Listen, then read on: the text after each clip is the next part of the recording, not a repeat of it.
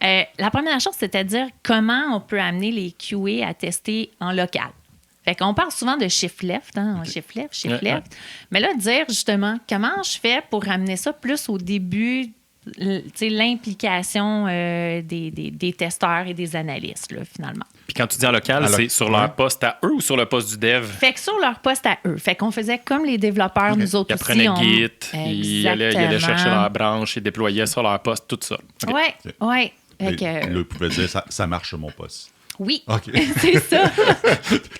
Désolé, c'est très péjoratif comme commentaire. Pour une fois, c'est quand même cool. Il pouvait dire, pourtant, ça marchait sur mon poste à moi. Okay. Ouais. Fait que une des premières étapes, c'est qu'on puisse avoir toute la patente que les développeurs ont sur mon poste à moi comme testeur ou QA. Oui. Okay. Et les compétences techniques pour manager tout ça. Là, c'est niaiseux, là, mais il y a des gens qui n'ont juste pas les connaissances pour le faire, puis il faut les onboarder. Je pourrais plus le faire, Mathieu. Tu as tellement raison là-dessus. Puis je disais souvent, l'équipe est tombée pas malade parce que j'ai pu tout cet aspect technique-là.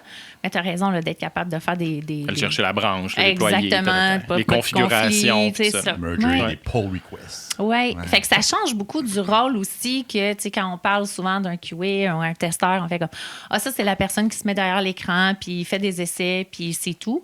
Là, on commence à changer aussi un peu le pedigree du rôle, puis il y a vraiment un aspect beaucoup plus technique qui commence à être lié au rôle d'un QA également. Okay.